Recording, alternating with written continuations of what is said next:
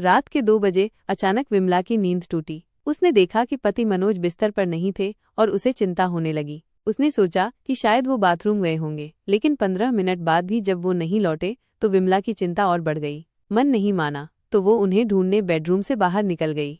Manoj bathroom में नहीं थे, रसोई घर में भी नहीं थे, बालकनी में भी नहीं थे।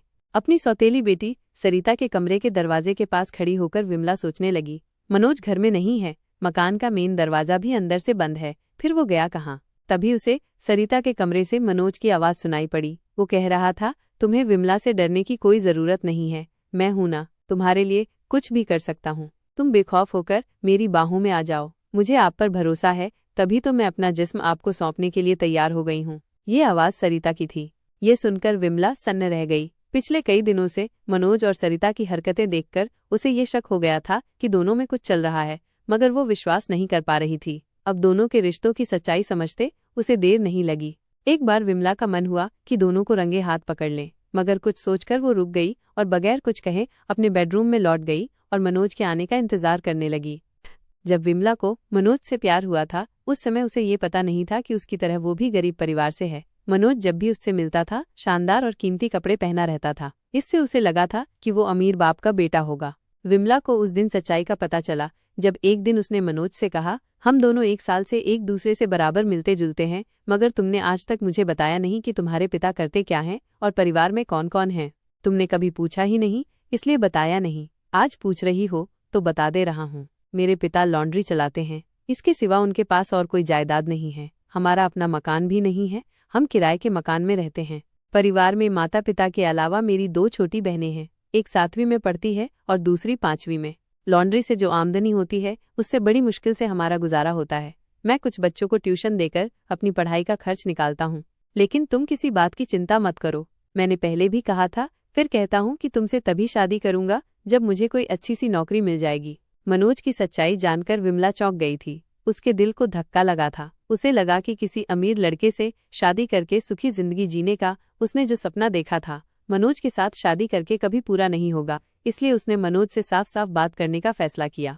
ग्रेजुएशन पूरी करने में अभी 1 साल बाकी है, उसके बाद तुम्हें नौकरी कब मिलेगी इसकी कोई गारंटी नहीं है। 1-2 साल भी लग सकते हैं और 4-5 साल भी। मुझे नहीं लगता कि तब तक मेरे पिता मुझे कुंवारी रहने देंगे। वे तो अभी से मेरे लिए लड़का ढूंढ रहे हैं।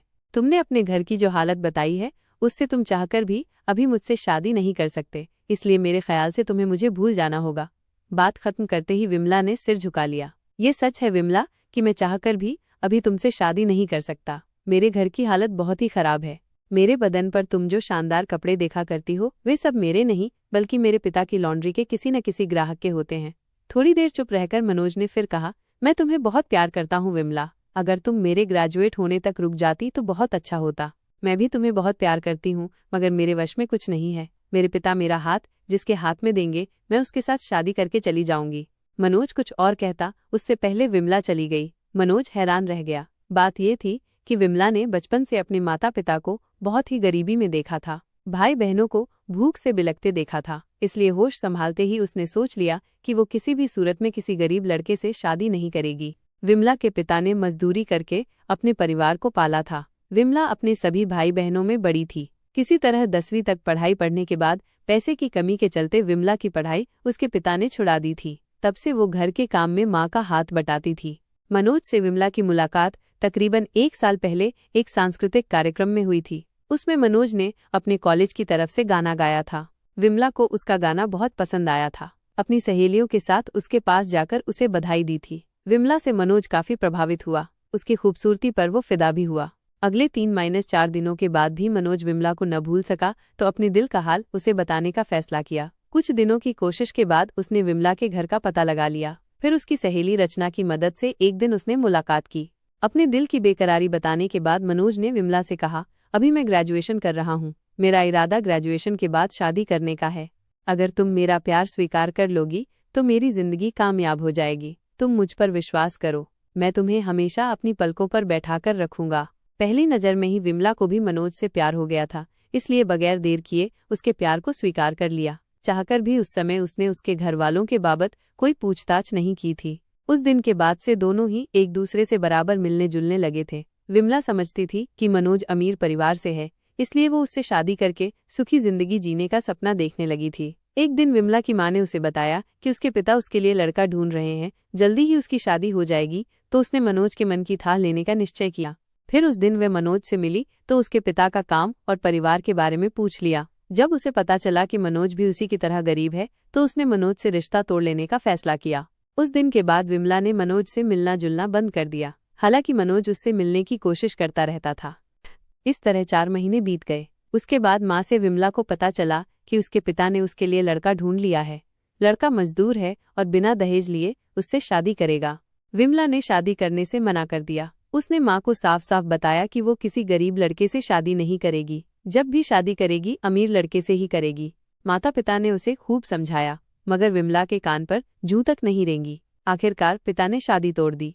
1 साल बाद विमला के पिता को उसके जानने वाले ने एक प्रस्ताव दिया। उस परिचित के एक रिश्तेदार की पत्नी की मौत तकरीबन 6 महीने पहले हो गई थी। उसकी 12 साल की एक बेटी थी। बेटी की परवरिश के लिए वो विमला से शादी करना चाहता था। बेटी का नाम सरिता था। शहर में उसका अपना मकान था और कपड़े की एक दुकान थी। वो हर तरह से सुखी था। उसमें एक ही कमी थी कि उसकी उम्र 40 पार कर गई थी। विमला 20 साल की थी, इसलिए उसके पिता ने प्रस्ताव खारिज कर दिया, मगर विमला न कर सकी। उसने जिद की तो मजबूर होकर पिता ने अधेड़ सकलदेव से उसकी शादी कर दी। सुहागरात में पलंग पर विमला के पास बैठकर सकलदेव ने कहा, तुम कभी ये मत समझना कि मैंने हवस शांत करने के लिए शादी की है। मैंने अपनी बेटी सरिता के लिए शादी की है। मुझे विश्वास है कि जिंदगी भर तुम उसे सगी माँ की तरह प्यार करती रहोगी। अगर सरिता ने कभी तुम्हारी शिकायत की तो उसका अंजाम तुम्हें भुगतना पड़ेगा।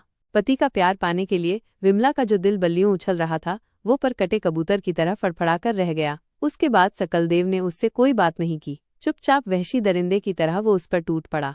सकलदेव ने कहा था कि उसने हवस शांत करने के लिए शादी नहीं की थी, जबकि वो हर रोज रात को बिस्तर पर वहशी जानवर की तरह विमला पर जुल्म करता था।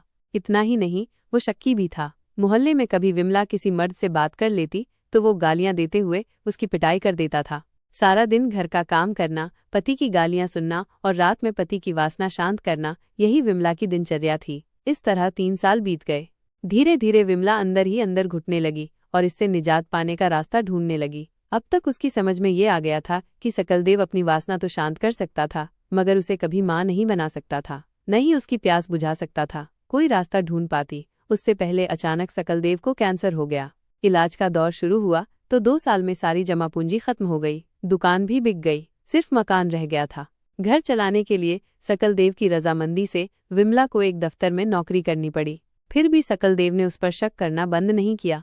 जिस किसी दिन घर लौटने में जरा सी देर हो जाती तो वह ये कहे बिना नहीं रहता, किसी यार का बिस्तर गर्म करने लगी थी क्या, जो इतनी देर हो गई। विमला कुछ कहती नहीं थी, होंठ सिलकर बेइज्जती का घूंट पीकर रह जाती थी। विमला का कई बार मन हुआ था कि वो किसी नौजवान से शादी कर ले, मगर दिल नहीं माना था। विमला हर हाल में पति के साथ वफा करना चाहती थी, इसीलिए चाहकर भी वो उसका साथ नहीं छोड़ पा रही थी। विमला चाहती थी कि मकान न बिके और सकलदेव अच्छा हो जाए, मगर उसका सोचा नहीं हुआ। अच्छे इलाज के लिए मकान भी बेचना पड़ा। पति और सरिता के साथ विमला को किराए के मकान में जाना पड़ा। इसके बावजूद वो पति को बचा न सकी। भरी जवानी में वो विधवा हो गई। उसके नाजुक कंधों पर जवान सरिता का बोझ भी आ गया। विमला दिन रात ये सोचने लगी कि क्या उसे सकलदेव की विधवा बनकर सरिता की परवरिश करनी होगी, या उसकी जिम्मेदारी उठाते हुए पूरी जिंदगी गुजार देनी चाहिए, या फिर सरिता को उसके हाल पर छोड़कर किसी दूसरे मर्द का दामन थामकर नई जिंदगी की शुरुआत करनी चाहिए। विमला कुछ फैसला कर पाती उससे पहले एक दिन अचानक उसके घर मनोज आ गया। शादी के बाद विमला मनोज को एकदम से भूल गई थी। उसे देखकर वो हैरान हुए बिना न रह सकी। विमला को हैरत में देख मनोज ने ही कहा, तुम मुझे भूल सकती हो, मगर मैं तुम्हें कैसे भूल सकता हूँ। तुम्हारी शादी हो गई थी, इसी वजह से मैंने तुमसे मिलने की कभी कोशिश नहीं की, मगर तुम्हारी सहेली रचना से बराबर तुम्हारी खबर लेता रहता था। ग्रेजुएशन होते ही मुझे कोलकाता में नौकरी मिल गई। मेरे घर वालों ने मेरी शादी करने की बहुत कोशिश की, पर मैंने नहीं की। मैंने दिल तुम्हें दिया है, फिर किसी और से कैसे शादी करता। कुछ दिन पहले रचना से पता चला कि तुम विधवा हो गई हो। मुझे काफी दुख हुआ। मुझसे रहा नहीं गया तो तुमसे मिलने चला आया। जो होना था सो हो गया। अब तुम्हें अपने बारे में सोचना है। अगर तुम्हें बुरा न लगे तो शादी करके तुम मेरे साथ कोलकाता चलो। मनोज का प्यार पाकर विमला खुश हो गई। वो उससे बोली, तुम मुझे अब भी चाहते हो? मैंने बताया ना कि तुम मेरी धड़कन हो। मुझसे शादी करो या न करो, जिंदगी भर मैं तुम्हें प्यार करता रहूंगा। अपनी जिंदगी में किसी और लड़की को शामिल नहीं होने दूंगा। विमला खुशी से मनोज से लिपट गई और बोली, मैं नहीं जानती थी कि तुम मुझे इतना प्यार करते हो। मैं तुमसे शादी करने के लिए तैयार हूँ, मगर मेरी एक विनती है। विनती नहीं, तुम आदेश दो। मैं तुम्हें इतना ज्यादा प्यार करता हूँ कि किसी बात के लिए मना नहीं कर सकता। मेरे सिवा सरिता का कोई नहीं है, इसलिए मैं उसे अपने साथ ही रखना चाहती हूँ। उसकी शादी की जिम्मेदारी भी मैं तुम्हें सौंपना चाहती हूँ। कुछ सोचकर मनोज ने विमला की बात मान ली। फिर वो ये कहकर चला गया कि घर वालों से शादी की बात करके 15 दिन बाद आएगा। 15 दिन बाद मनोज आया तो उसने विमला को बताया कि उसके घर वाले उसे अपने घर की बहू बनाने के लिए तैयार नहीं हैं, मगर वो हर हाल में उससे शादी करेगा और सरिता की शादी की जिम्मेदारी उठाएगा। मनोज ने ऐसा किया भी। अपने घर वालों से नाता तोड़कर विमला से शादी की, फिर उसके साथ सरिता को भी कलकत्ता ले आया। कोलकाता में 3 कमरे का एक फ्लैट किराए पर मनोज ने पहले से ही ले रखा था। विमला को मनोज पर पूरा विश्वास था। मनोज भी उसे प्यार करता था। इस तरह 2 साल बड़े आराम से बीत गए। इस बीच विमला पेट से भी हुई, मगर मनोज ने ये कहकर उसका पेट गिरवा दिया कि बच्चे की जिम्मेदारी वह सरिता की शादी के बाद उठाएगा। विमला ने ऐसा कभी नहीं सोचा था कि मनोज कभी उसके साथ बेवफाई भी करेगा। 2 घंटे बाद मनोज बेडरूम में आया। विमला को जागा देख वो चौंक गया। वो कुछ कहता उससे पहले विमला ही बोली, मैं जानती हूँ कि इस समय तुम सरिता के साथ अपना मुंह काला करके आ रहे हो। मैं सिर्फ ये जानना चाहती हूँ कि तुमने मुझे धोखा क्यों दिया। मेरे प्यार में क्या कमी थी। कुछ सोचने के बाद मनोज ने कहा, अब मैं तुम्हें धोखे में नहीं रखना चाहता, इसलिए मेरी बात अच्छी तरह से सुन लो। दरअसल बात यह है कि सरिता मुझे चाहने लगी थी। वो मुझसे संबंध बनाना चाहती थी। मेरा दिल भी अचानक उस पर आ गया और मैंने उसके साथ जिस्मानी संबंध बना लिया।